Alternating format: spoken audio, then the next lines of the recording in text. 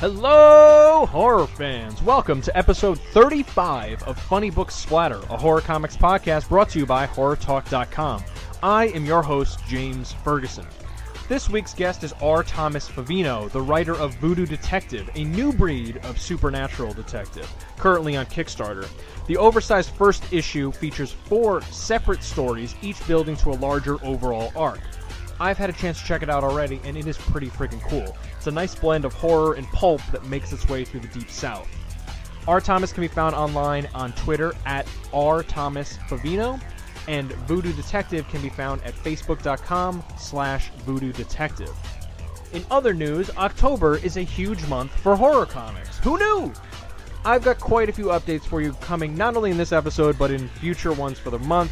It's not going to stop, folks. In any case, here we go. Ben Grisanti is back on Kickstarter for issue number 2 of Polybius Dreams, the series about a small town driven to chaos by a haunted arcade game in the 1980s.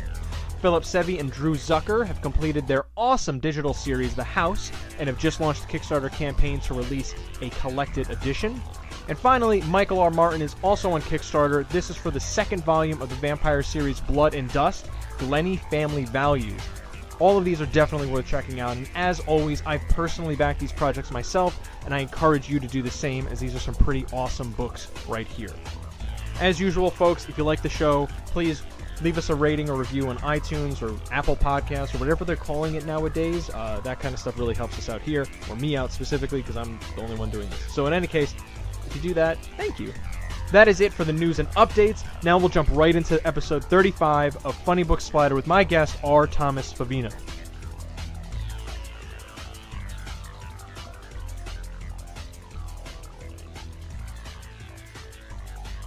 Alright, so I've realized that I should probably start these shows by talking to the guests and getting them to actually introduce their book, so I've been making a conscious effort to do that. So how would you pitch Voodoo Detective to someone that's coming in completely cold?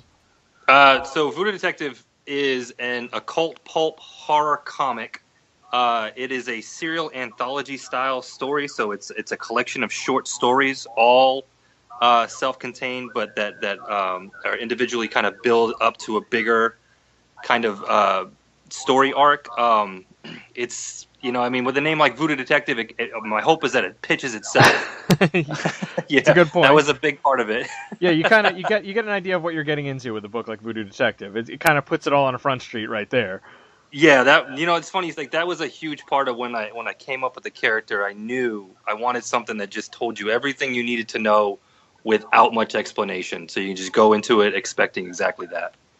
Yeah, and it certainly delivers on that. So I mean, I've had the privilege of reading the first issue, and it you get what you expected for that. But I mean, but so much more too. I really like the fact that it is an anthology series, but you have the overarching narrative that goes with it. So each of these may look like a kind of Monster of the Week story, but they all build towards a larger narrative, like how Buffy the Vampire Slayer would do in the show, of like building up there. Each thing you'd have a little segment for like the genre stuff that would build you all forward. Right. Yeah. No. And you're spot on there. That was another full-on conscious effort. I mean, I think the best part about comic storytelling is the continuity and the groundwork you can lay and build off of later. And I knew, coming into it, first off, with really my first kind of full-length story, I didn't know how well I could get people to like stick around for it. So like 4 shorter stories, to me, it almost feels like the book itself could be a little mini, so you're getting a lot in a shorter period of time. So that was a big part of the concept for creating it the way we did. Yeah, it makes sense. You're kind of getting more bang for your buck, but again, that the connect, I think, makes it better. I've read a few books that were set up in a similar nature, but didn't have that connecting tissue, and I think it was a detriment to the book, because it's like, okay, cool, like another set of adventures, and if you do another issue, all right, another set of adventures, but where is this going? Right. Yeah. No. You're exactly right. That was a big part of it. I wanted to show that we can still thread the needle, so to speak, right? We don't have to do it every time, but there should be the way I approach it is there should be something in every one of these stories that make you go, hey, what was up with that thing? You know, is that something we're going to see more of? And that's the kind of hope that I want, is for people to ask that question and see if we can come back to it. Yeah. Now, you how would you describe your the Voodoo Detective? How would you describe him as a character? You know, he's very stoic. He's a lot like in my opinion, he's kind of a man of action. Very few words. He's definitely someone with a past. You know, he's Jackson Delmond, the Voodoo Detective himself, is you know, he's a guy I think you could say he's seen some stuff. I think actually you said that, and you can tell, and he's the type of guy that wants to make sure that other people don't have to deal with that kind of craziness as well. He's a guy with a pretty dark past who's maybe trying to make up for it in his own way, if he can. And that's another big part of his story that I'm excited to try to talk about and get to being able to flesh out a bit. Yeah, I like that about him, and what I like is that he doesn't just turn into a total asshole. Like that's like kind of the John Constantine route, which I'm trying to get into that into like the Constantine character, and I've had a hard time with it because I was like, why does anyone like him as a character? Like he's a total dick. But, and I'm sure there's I'm sure like I just haven't found the right book, and it's come up a few times on the show before. And like the supernatural detective angle is such like an awesome. It's somewhat popular, but it's also like just a great idea. It's a great trope to have in the horror genre. But I just keep coming back to Hellblazer, and I'm like, what is it? What makes this so seminal that everyone loves it? But I like in your case, it's like okay, like this guy's been through stuff. He's kind of using it as a teachable moment for himself. And going into it that way instead of like just lashing out at the world, and it's like everyone needs to be away from me because no one can see the stuff I've seen. Yeah, he's you know, it's funny because I think a big part of his character too is he sees a problem, he wants to fix a problem, and I think that's kind of the way he approaches things. It's not really a question of if he's going to help; it's a question of how he's going to help. And to a weird point, that's almost a bit of a detriment to some of the things that we're laying the groundwork for, because he's so focused on the now and what's right in front of him, and he isn't seeing what's around him, what else is happening. And so yeah, I mean you're right about that. I think he's someone who just kind of jumps in first and just expects to be able to fix the problem, and then sometimes can't.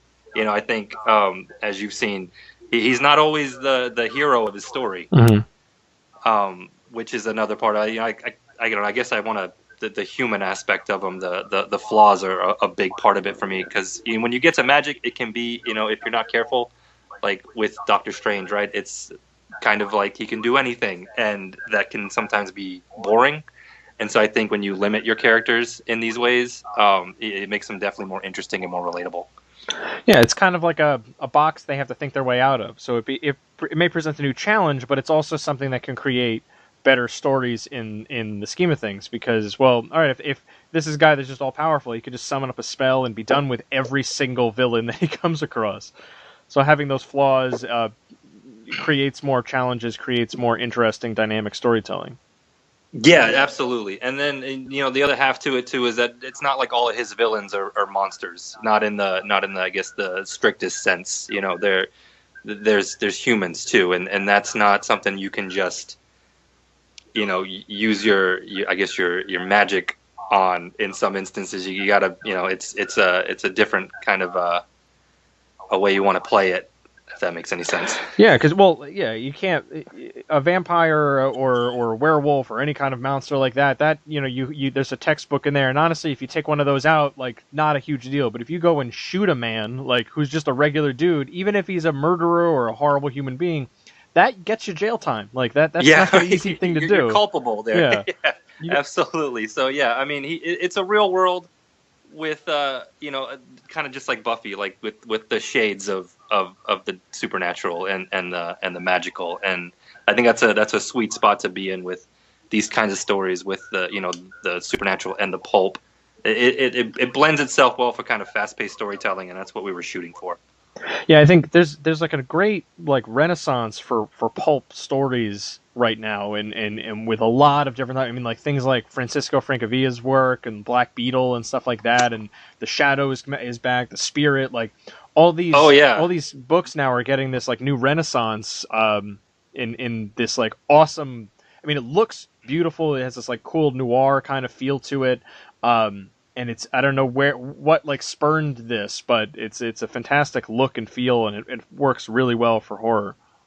Yeah, and you're right. It totally does, and I think it's just that it when you know you're getting into it, you don't really your expectations are kind of set, and you don't have to establish too much. It's a well-worn genre to be in, and you're right with the horror really plays up on there. It's kind of the same thing. There's tropes, and you to a certain extent you expect those tropes, and you can, if you're creative enough, find clever ways to work those tropes, to make it more interesting. But it's something where you kind of know what you're getting into, and that's kind of the beauty of it. Yeah, it's a nice and it serves as like a blend too of the different genres. So if you have like a hard boiled kind of detective story, and then you add in monsters and horror, it puts a nice spin on it, and different than what you could be used to in a story like this. Right. No, absolutely. It's amazing. It's like the peanut butter and jelly of genre blending to me. Like it just flows so well. It's almost kind of hard to mess up. Yeah, it that does some of the work for you, certainly. But I mean, if you need to have good stories and good artwork to kind of seal that deal, though. So on that note, how did you connect with your artist for Voodoo Detective? So yeah, Dominic Black is the series artist on the book, and I connected with him on Facebook. I think just I'm constantly on the lookout for artists and artwork, and it's kind of like a weird obsession of mine. So I'm always trying to keep, see what's out there. And I was lucky enough to find Dominic's work way before I had anything to work on him with, and his style just popped. I was like, it's got this really interesting kind of Frank Quietly type vibe to it. It's simple, but wholly unique and organic, and I just was like, oh man, I love this style. So I just reached out to him, I think through Messenger, and just said, hey, I really like your stuff, I definitely want to see more of it. I think you got a great style, blah blah blah, just trying to butter him up basically. and he was like, yeah man, that's cool, that's great, thanks, that's awesome. Yeah, well, keep in touch or whatever. And so then it couldn't have been more than a couple months later. I was trying to find something to get published. That was kind of where my headspace was. I had spent the last 3 or 4 years trying to publish a full length graphic novel, and it just kept falling through.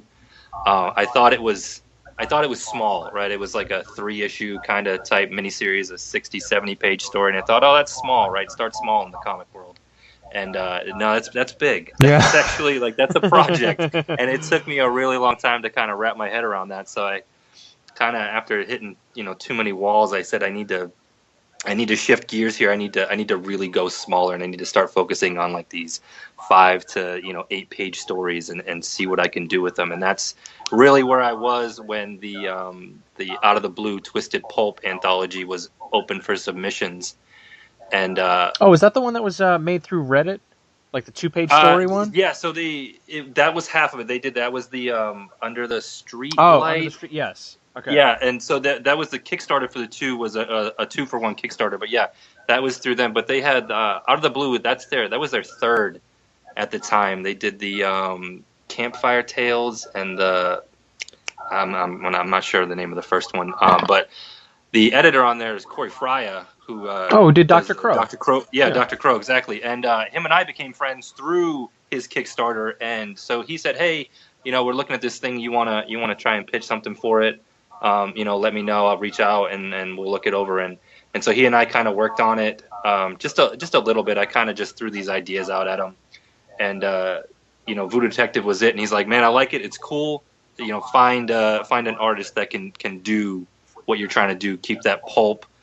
Aspect to it, and I immediately thought of Dominic, and luckily he was down. I said, hey man, you want to just read the script, and if you like it, let's do it. If not, that's totally cool. And he said he loved it, and so we did our first story in there, and that was picked up. And then that was even actually also how with the colorist Laura Lee, she came aboard on then, so it's actually been the 3 of us since the beginning. Dominic was going to color the book, but then couldn't. So again, Corey stepped in and suggested Laura, and she was all for it. And you know, the three legs of the tripod were formed, I guess you could say. And so yeah, after that was done, then I kept wanting to do more. I kept coming back to the character, and I had, you know, I have like a dossier of voodoo inspired, like New Orleans hoodoo, voodoo, like mythology concepts, other people's stories, and I was just compiling. And I was like, there's so much you can do with this concept in this world, and so I just kept writing more stories and reached out to them and said, you guys want to do some more? You want to do like a full length book? And they were down. So we just got to it from there. You know, you mentioned, you know, you started out larger, then you realize you have to shrink it in. I'm so glad to hear that you kind of like recognize that, because I think that's a mistake that a lot of first-time creators or early creators make, in that, yeah, I'm going to come out of the gate with a 60 issue opus or something, and it's like, no, like that. Do you know how long it takes to make a comic book? Yeah, it is. You're not wrong. I mean, I even think, and all power to anybody that wants to go out there and make something happen. I mean, I love anybody that's got the gumption to go out there and make their dream a reality. But even like, you know, 4 and 5 issue miniseries, and I'm like, it's your first or second time. I'm like, I mean, I hope it works out for you, and I want you to do your best. But I mean, I'm like, that's a lot. It's a lot to expect people to stick around for, and I'm like, you gotta small circles, yeah, and then slowly. As I say this as someone who was conformed from the the ideas of before, like I have picked up more traction just by doing these short stories than I ever was trying to get a whole thing out. And it also helps you find your voice and really hone your craft a lot more, because you practice on all these little ones, and especially if you get them out there in the world, even if it's published through as a webcomic, or you're able to collect a bunch of them, or publish some in an anthology, you're able to recognize, all right, this is how I could do this. This is how we tell the story. This is and especially with a case like this where you're building a character. I mean, in this case, you have everything in one. In one, you have a number of stories in one book, but I mean, those could have been broken up and you know, put online somewhere, or put in like a regular anthology or something. So you have those to recognize, okay, this is how we can build this, and this is the path. You should be getting better with every new story that you write. Yeah, no, you're absolutely right. That's exactly how we thought to approach it. Like if you know, for some reason we didn't do the book like this, you're having something and completing it is such a big deal. Yeah. I think, especially when you're starting out. And I always say, like, if you can tell a story in 5 pages, you can tell it. You can tell it in 22. You can always add to a story, and it's really, really hard to cut out. So when you do these short stories, it really forces you to say, what is the most important part of this story? What has to be here, and what can I get rid of? And that's kind of cathartic. You know, that's it can be, if you're really trying to whittle it down, if that's something that you're willing to do with your own work, and to be just, you know, merciless with your words. It does. It makes you a better storyteller. I think a more efficient storyteller, which is with comics. I mean, you're working with a limited amount of real estate. Yeah.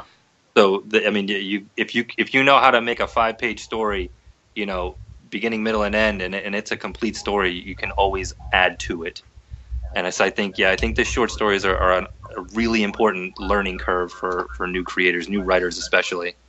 Yeah, that's something, again, I wish independent writers or creators realize, is that this is comics in particular is a medium of efficiency. You need to have everything working together to tell that story. You have everyone has a part to play. And if you could overwrite something, and then you end up with this kind of run-on thing, and people could just look at it and go, well, this is like a huge block of text. Like, this is just, you know, you let that artwork breathe. So I've seen that as a mistake that's been made time and time again. So I mean, you're so right. As a writer, I think a lot of times you feel like that's all you have is your words, so you want to use all of them. and you know what I mean? Like, you can put some back. You don't have to use everyone in one shot. Don't actually, less is more, I think, more often than not, especially with comics. Yep. You know, like, it's actually okay to let the reader guide the story in their mind instead of you having to guide them by the hand, I think. So that's always That's always in the back of my mind. I'm always cutting, and then I look and I go, oh, it's really thin. Maybe we should put just a little bit more back, add just a little bit to there to give it some flow. But yeah, I think that that's a big one if you want to, especially in comics, because I mean you're looking at 4 to 6 panels a page. 20 if it's a full length comic, a 22-page story. That's not a lot of images to tell a story in. So to be able to choose them is a big deal. Every one of them is important. It's and I think you hit such a good point in that, like, you can always add to it. It's like cooking in that case. Like, you can add ingredients, but you can't take any out. Or I mean, well, I guess in a comic book you can, but like the idea is that like you should be able to trim in and cut here, and if you're able to kill your darlings like that, you end up with a better book. But like if you add too much in, you could totally ruin your story. Yeah, no, you're absolutely right, and that was so like with the Voodoo Detective. Just to kind of go back to it, like there's we have a bit of a format there, right? We have our page 1 kind of open with a page 2 splash page reveal, and that was important to the style of the story. So I knew it would give me a good 5 pages of body followed by like a 1-page wrap up. And so when you have to try to figure out how to do a 2-page cold open, it really makes you really try to think about the best way to do that, the most efficient way, without wasting any space. Because that's 5 to 6 panels total in 2 pages to get your point across. Yeah, and that's where you have to hook the reader. So it's something that like it needs to be compelling enough that's going to keep them going for the rest of the 22 pages. Right, you want to grab them. If you can't grab them by the 2nd page, you're going to struggle, I think, to get them for the rest of the story. Yeah. So why voodoo specifically? In terms of all the other supernatural elements in here, I mean, like I said before, there are a number of these kind of supernatural detective stories. So what drew you to voodoo specifically? You know what? I am probably one of the biggest fans of Jericho Drum, Brother Voodoo, Dr. Voodoo. I've always thought that he was such an underrated character. Across the board, and I still think he is.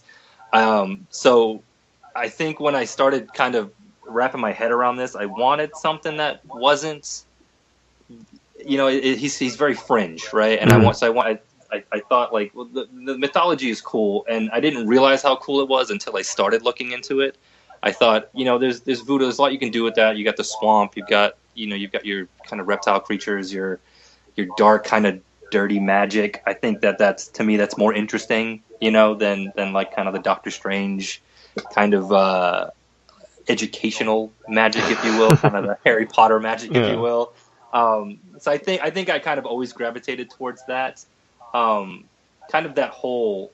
I don't know how familiar you are with a lot of like the old like 70s Marvel horror figures, like Hannibal King. Are you familiar with him? Not as much. I think something like this has come up on the show once before, and I had to look up like one of those those big like black and white omnibus that Marvel put out. I forget what they were called, like the big collections of like reprints of older books. But yeah. Like, the name slips me now. I know what you're talking about. Marvel has these like legacy horror books and horror characters that like every so often they trot out and don't seem to really know what to do with in the modern age.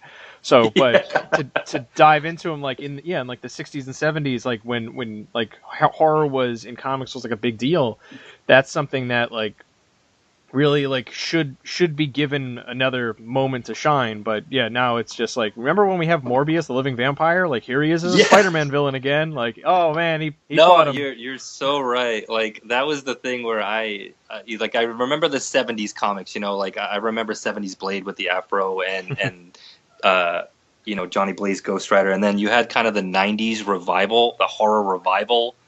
With like the Midnight Suns, and that's when Spirit you had like of the Vengeance. Dan Ketch. Exactly that, and like the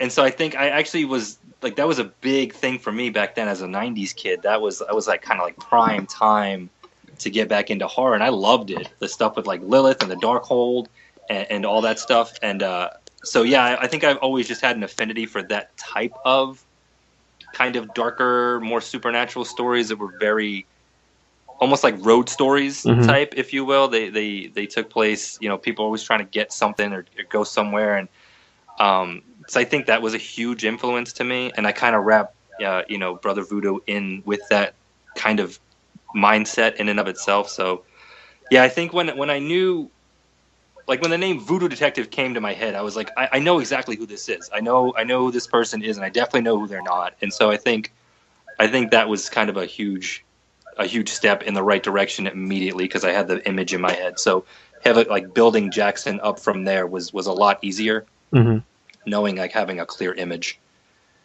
Yeah, it's great. Like you pointed out, like the '90s weren't a fantastic time for some comics. I mean, there was the boom and a bust, but like there's something. I mean, as a '90s kid too, it's like, how can you look at something like Ghost Rider and be like, that is the coolest thing in the entire world? Like to a kid, Ghost Rider looks awesome. Like Ghost Rider should be like every 9-year-old boy's favorite comic book character, and he's just not, and that's really disappointing. No, you're 100% right. And then you look at, even like you said, Morbius, right? You had the kind of weird, kind of disco bat-looking wing suit from the 70s, but then you get to the 90s, and he's like some weird leather-clad, like strapped goth with this wild, crazy hair and the bleach white skin and like the really gaunt features. And like Morbius was striking to me as a kid, because I was like, "What? This is a hero? What? I got to know more about this." Yeah, although like it is something that comes out like it I want to say it's about every 5 years or so. I think the last really good one we saw was when Rick Remender did the Frankencastle story. Yeah, like that was just like, this shouldn't exist, but this is incredible. Like that is such a good underrated story in general, but like as a Punisher story, it's just like, this is so far out of the wheelhouse of a Punisher story. I can't believe they let this happen, but it's so and it worth worked. it. Yeah, it worked so well. In the weirdest way, it totally worked. And you know, you're 100% right. Yeah, that was a crazy one. You were like, wait a second, what? Okay, all right, well, let's go with it. Let's see where it takes us. Yeah, and it was awesome. Like that was such a great use of all those characters, and it's just like he's like a bounty hunter for all the monsters, and they're just like, we need help. we literally stitched you back together after finding your body in a dumpster, and now you're gonna help us find the guy who's killing all of us. Like, okay, yeah, I'm in. Here's all my money. Just take it. This is awesome. Yeah, every time you hear buzz about a new horror title or like a horror revival title like Werewolf by Night, I'm like, yes, please, let's do more with this. I need more Jack Russell in my life. And then you get these little 5-issue miniseries, and I'm like, okay, all right, well, that was nice. Yeah. We'll let's wait for more. Hold us over until next October. The new one's coming out, though. Marvel just announced the new. Is it Spirits of Vengeance, so or is it the? I think that's just a one-shot, though. Is it? Yeah. Oh, there you go. As part of Legacy, I think it's a matter of like, I think they're throwing a lot of stuff against the wall to see what sticks. And just see what sticks. So yeah. if that comes out and it's a one shot and it does really well and people like it, then it's like, all right, let's do more of this. But it's like everything. I mean, there's going to be a Darkhawk book. Like, as a 90s kid, Darkhawk was badass. Like, yeah. You know, like I'm waiting for a Sleepwalker mini or something, you know, like man, now you're talking my language. That's a lot, right up my alley, there's a lot coming, I feel like. There's a lot of possibilities here. So, yeah, well, give Darkhawk a one shot. Let's see what happens, see what they could do with it, and then otherwise, yeah, okay, you got Wolverine, you got Spider-Man, you got everyone else, but let's dig deep and see what else, because I mean that's the beauty, and that's how you can get one of those characters to move up to the next level. Like, that's what I think they've done with Luke Cage and Iron Fist and stuff, because you got a good creator to work, a good creative team to work on a book like that or a character like that, and then we go, oh, okay, we could do this. We can work with this, and you elevate their popularity, their level. But if you just trot out Morbius or Man-Thing, I mean, they just did a book with R.L. Stein with Man-Thing, and it's like, okay, that happens, like, but yeah, that was a thing. Yeah, I missed that one. But no, you're absolutely right. It just sometimes takes the right creator on the right book at the right time to really just get a C-list or a D-list character up to the top, and there's somebody worth watching. I mean, even when you look back at like Bendis's Daredevil, to me at the time he was such a floundering kind of a hero. They didn't really know what to do with him. He was kind of Spider-Man light, really, in my opinion, or like maybe Spider-Man guilty, more guilty than Spider-Man. That Catholic guilt runs deep. That Catholic guilt runs deep in Daredevil. And then Bendis came on and just jammed the crime noir stuff on there, and that was exactly what the book needed to give it the right jolt. And all, I mean, Daredevil is obviously, we got TV shows now, and he's a character people stop and recognize. Yeah, well, that's how I felt with Iron Fist. Like I didn't know Mm-hmm. who Iron Fist was until Ed Brubaker and Matt Fraction started writing a book about him, and I was like, that was such a good run. I'm here. That was such a good run on that book with David Aja. On the that was another perfect team on the right book with the right character who needed just a little bit of exposure to remind everybody how cool they were.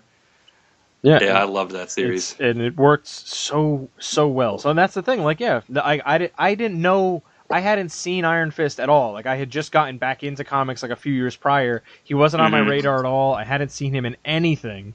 And then all of a sudden it's like, oh, okay, this is like my new favorite comic book. So it's nuts how that kind of stuff can happen. But that's the beauty of this medium, I think, too, is that you can allow for, with some unique storytelling, to really let someone explore the areas that you wouldn't necessarily get into. Like, there's not a... I don't want to say there's not a market for some of it, but there is a place in the comic book industry for all of these kind of stories. Whether it's Iron Fist, whether it's something like Voodoo Detective, there is a market for that. There is an audience that will clamor for this kind of book. Oh yeah, no, absolutely. I think that's. I mean, comics have been around for decades now, and I think that there's enough to go around that there is an audience for just about anything, and for mashups of your favorite things. And I get outside of all the negativity you hear lately with all of it. Yeah, I can't do more than about 5 minutes of it without just having to walk away. But like, it's, I don't know, there's such a pure love of comics for me with this that it supersedes all of that nonsense. And I'm just like, comics, man, comics is what you love. Comics is what you love to do. Do comics. Just focus on comics. Yeah, make comics. Yeah. That's the thing. Like, and now I'm hoping that the industry is starting to recognize that. Well, not the industry so much as the fan base, because, like, for the longest time, I had a love-hate relationship of going into my comic book store because I'm like, I love picking up new books and the owner was cool, but if I spent more than like 10 minutes in the store, I started hating everything because I'm like, you guys are sitting in here just like hating on everything. Like, oh, you're buying that. Oh, okay, yeah, that book sucks. If I saw Joe Quesada, I'd punch him in the face. No, you wouldn't. No, you wouldn't. Okay, so shut up and just read Spider-Man. And if you don't like a book, just don't buy it. Like, but there's that collector mentality. It's that simple. You gotta really buy every one of them. It's that simple. I mean, like, I think we've all had a favorite character at one point or another that just got a bad turn on a bad book, a bad run, and you're just like, I'm a big Tim Drake fan, and I'm just now getting good Tim Drake stories again. I feel like after like 6 years, and I just was like, all right. I mean, it doesn't take away from the stories I had, and I wish I had some new ones, but if I wait long enough, I'll get some good Tim Drake stories again. And I think a lot of times we need a little more patience. Just wait it out. It doesn't have to be every Wolverine story. Doesn't have to be for you. Yeah, and that's something that everyone kind of has to recognize, is that, like, you don't have to read every single one of them, and just by them making a new issue that you didn't care for doesn't mean that all of the other ones suddenly don't exist. Same thing if they remake a movie, like, the old one's still there. They don't erase your memory of every single of all the previous versions when they make a new, like, a remake of a movie or something. Like, I still remember Tobey Maguire as Spider-Man. All right, like, it still happens, for better or worse. Yeah, I mean, we've had 3 Spider-Men now. You're right. It's like, it's gonna be okay. Yeah. If you like that, it still exists. Yeah. It go back and away. watch it. No, I'm right there with you. So, let's swap a little bit and go down to the Kickstarter route. So, is this your first experience using Kickstarter? Yeah, this is my first experience doing the Kickstarter on my own. Like the Out of the Blue Twisted Pulp that the Voodoo Detective appeared in last year, that was Kickstarted. And I kind of did my bit to just promote it. But this is my first foray into, like, all of the planning, all of the marketing and the promoting. And it is 100% already a full-time job. It is I mean, I love it. I really do. It takes up so much of my time because I'm a bit of a perfectionist. So I'm constantly tweaking and looking, and I couldn't tell you how many hours I spent looking at every Kickstarter page to see what I liked and what I didn't like, and how I could implement it or how I could avoid it. And so I'm a really big fan of, like, with Kickstarter, it's visual. Mhm. You know, it's 95% visual, maybe 90%, 10% the text. Give a little bit of info, but really show them what you're going to give them. So that's kind of been my focus with the Kickstarter here. I think we knew going into it that we wanted a fully produced book, so that there wasn't the what if or the unknown factor of, are they going to complete this? Yeah. We definitely wanted something. That's a huge plus. It is, you know, it gets you something a lot quicker, and it just says, you know, it's, the work's already done. All we want you guys to do is jump on board and check it out. That was from the go. I said, we're going to produce it. We're going to make this thing in full, and then we're going to go out there and see if anybody really wants to help us put it out in the world. And I'm such an overachiever on this stuff. With it being my first one, I do want it to be a success. So are you familiar with the Comics Launch podcast? Yes. And yeah. Tyler, I've been a guest on it. Yeah. Oh, well, I gotta go back and check out that episode. It was like an early. I was like episode like 19 or something. But my I've got a probably like 5 or 10 bookmark that I just go back to and reiterate about, you know, email lists and Kickstarter page. So like it's such a wealth of information, and it's such an awesome teaching tool that it is. I want to say I've gone to like Kickstarter U, at least minored in some Kickstarter U for the last year. Yeah, if anyone is even thinking about doing a Kickstarter, like there's so much. Tyler James has over 100 episodes of that podcast, and it just goes into detail about everything that you need to do to make a successful podcast. And even with 100 episodes, you're still learning new things. You're like, damn, okay, I didn't realize that. That's a great point. Yeah. Okay, I got to work that. Okay. So my profile, okay, let me work on my bio, because I didn't even think about my bio. So let me get back in there and tweak that so it sounds more professional. And yeah, man, anybody who's doing indie comics and trying to kickstart the Indie Comics Launch podcast, Tyler James, you got to get on that radar, because that is that's a recipe for success if you just listen to what he's saying.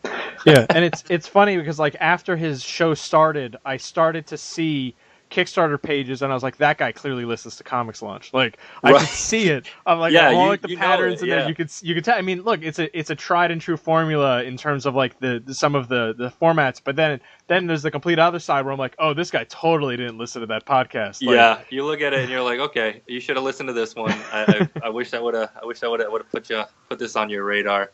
Yeah, man, it's you're 100% right.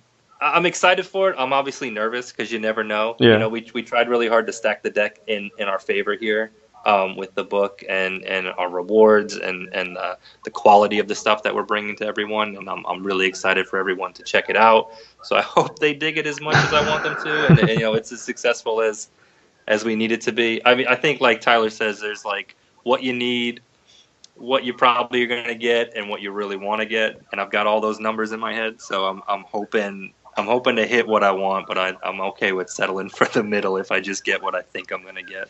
Well, that's where stretch goals come in too. So if you get in there, like, all right, like best case scenario, this is where you'll net out. But if you fall a little short of that, at least you're still you have enough to get done what you need to and achieve the goals at a minimum.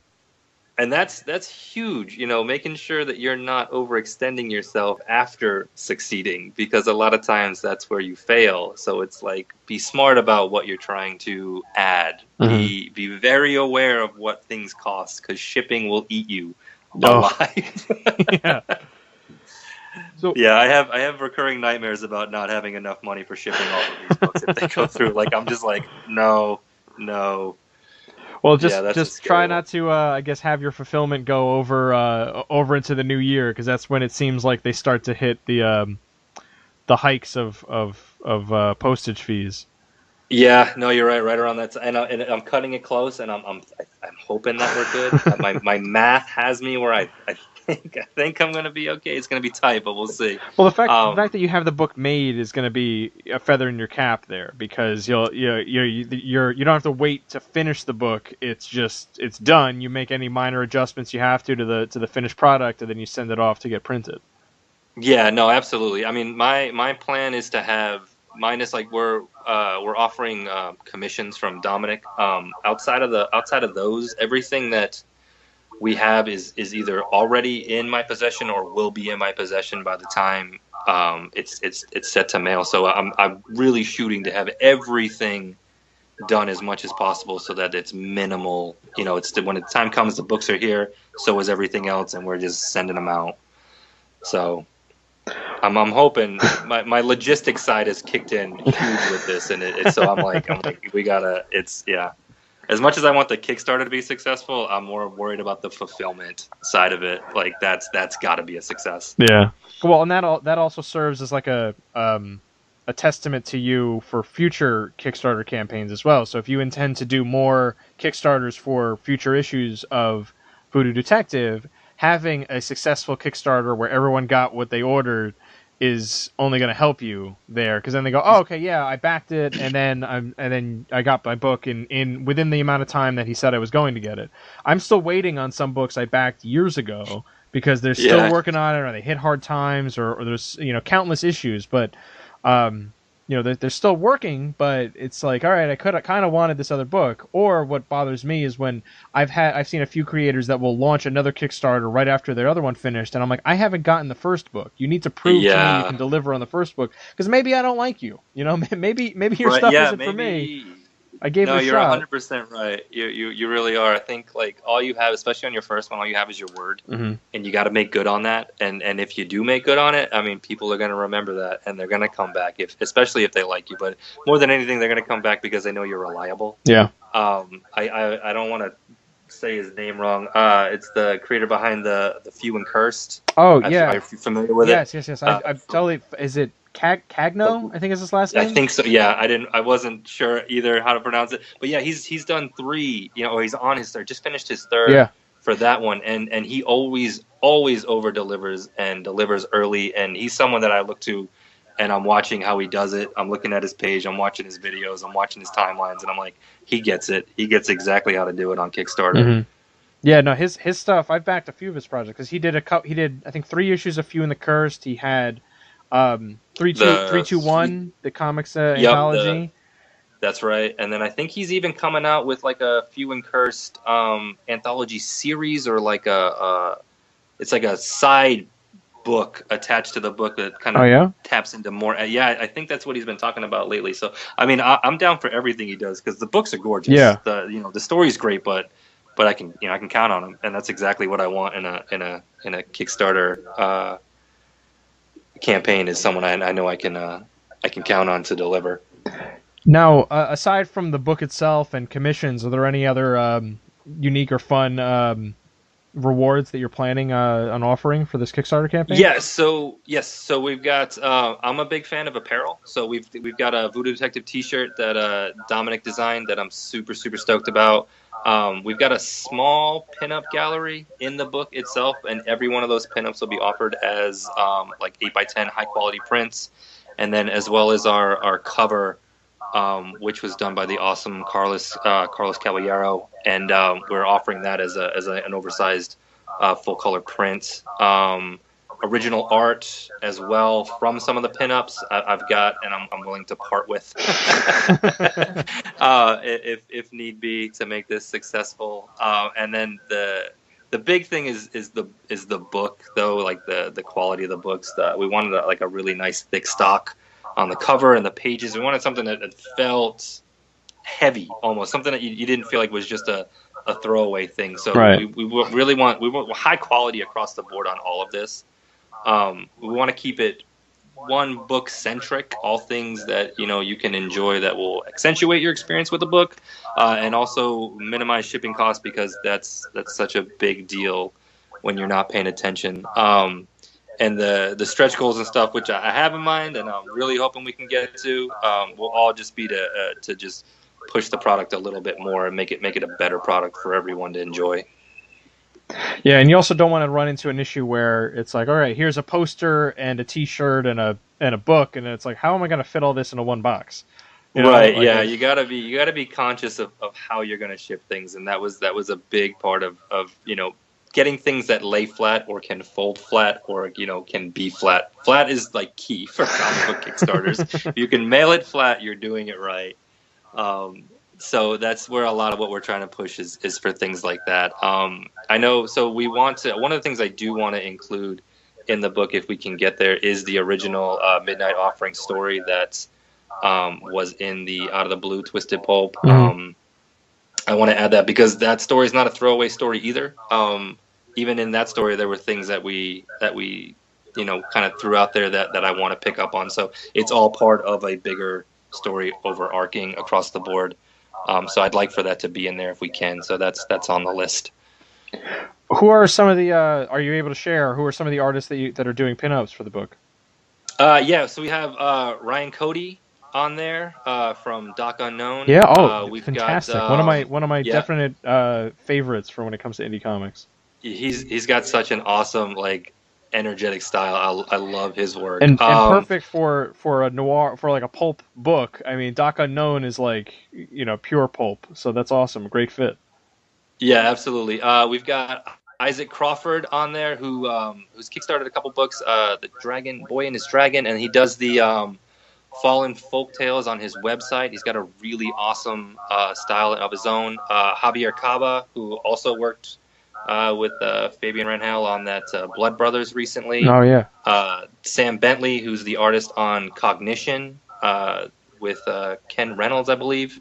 I think that's a book that's kickstarted a few times. And Jeff Gwynn is one of the other artists that we have on there. So I'm really excited. It's all high quality stuff that we have. And then our cover artist, Carlos Caballero, was on with Vito Del Sante on the Golden Guard. He's also he also does some stuff with the Topps trading cards and Star Wars stuff. He's one of my really good friends. But was super awesome to be able to do a piece for the book, and it's gorgeous. It's plastered everywhere on all of my marketing stuff because it's just an incredible piece.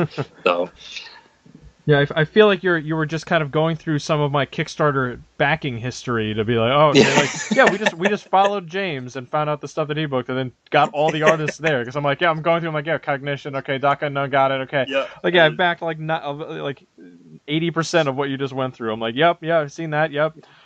So it sounds like you clearly did your homework for the campaign. So it puts me at ease as like, all right, I'm a guy who's going to back this campaign, and I'm looking at it, and I'm like, all right, everything's going to deliver. So it's like it clearly you're ready for it. So and I'm glad hearing that, especially if it's your first Kickstarter, to go in and be like, you're prepared. You're like a Boy Scout in that case, just to make sure it's all set. Yeah, no, 100%. I'm probably over prepared. I'm constantly asking my buddies, "Hey, what do you think of this?" And they're like, "Man, you're good. You got it. This looks great. You nailed it. Go on to the next thing." So, yeah, I mean my hope is I know that there's things I'm gonna forget, or there's things I'm not gonna get right this first time. But I'm hoping to at least approach it with the most preparedness that I can think of for this campaign, and then build off of it. Yeah, well, I think it's only gonna benefit you in the future for this. So that's awesome. I want to also jump back into horror and chat a little bit about that.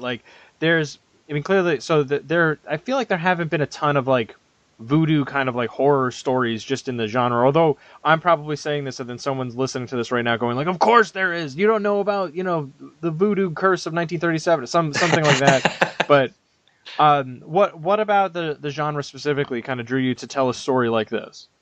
I think it was the kind of religion and culture and mythology of it all. It's super fascinating. The Loa, the spirits that the voodoo that they pray to and stuff. It's fascinating. I mean, they're essentially like a pantheon of gods in that own way. They each represent something, and they're each called upon for something specific. And I think that really kind of gravitated towards me. Like I said, I think kind of like the darker, dirtier, kind of earthy, deep-rooted kind of type of magic always draws me in. So I think that was always there with this type of stuff. You know, you've got the cliches, right? You've got the zombies and the voodoo dolls, and honestly, those are the least interesting things about the voodoo culture, even voodoo as far as fiction goes. And that's something that I really wanted to tap into, is all that other really interesting stuff.